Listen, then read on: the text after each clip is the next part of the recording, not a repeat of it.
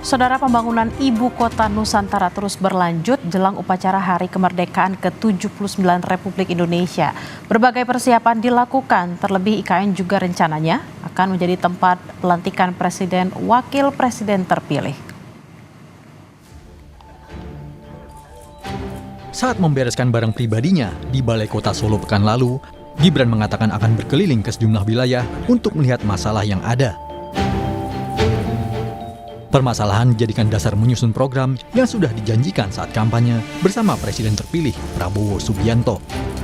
Kepindahan Gibran ke Jakarta untuk mempermudah segala persiapan menjelang pelantikan Presiden Wakil Presiden pada Oktober nanti. Apakah Gibran nantinya akan berkantor di Ibu Kota Nusantara IKN? Gibran mengatakan akan melihat fasilitas yang ada dulu.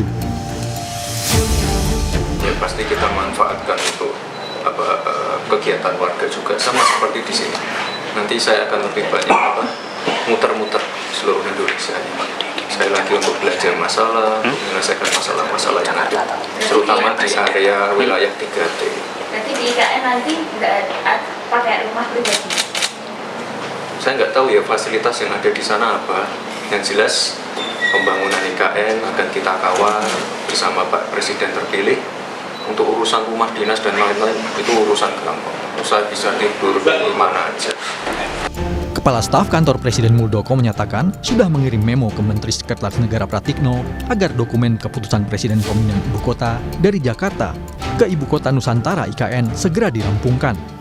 Menurut Muldoko, Kepres itu penting karena ada rencana pelantikan Presiden dan Wakil Presiden terpilih di IKN.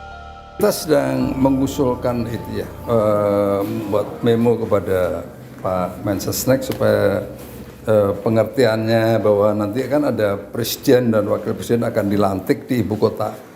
Ini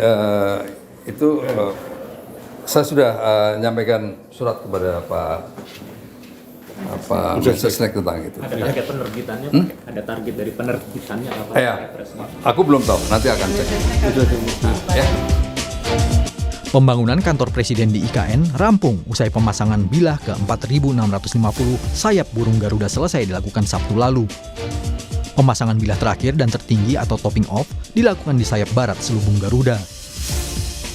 Pemasangan disaksikan Menteri PUPR Basuki Hadi Mulyono yang juga sekaligus PLT Kepala Otorita IKN dan Nyoman Warta, perupa yang merancang dan membuat bilah-bilah tembaga pembentuk sayap Garuda. Hal ini juga merupakan bagian dari penyelesaian akhir gedung kantor Presiden di kawasan inti pusat pemerintahan IKN. Alhamdulillah, malam ini kita akan melihat pelaksanaan pemasangan bilah ke-4.650 yang menandai selesainya pembangunan Garuda kita ini. BMKG bersama PUPR dan BNPB terus melakukan modifikasi cuaca jelang perayaan HUT RI di IKN.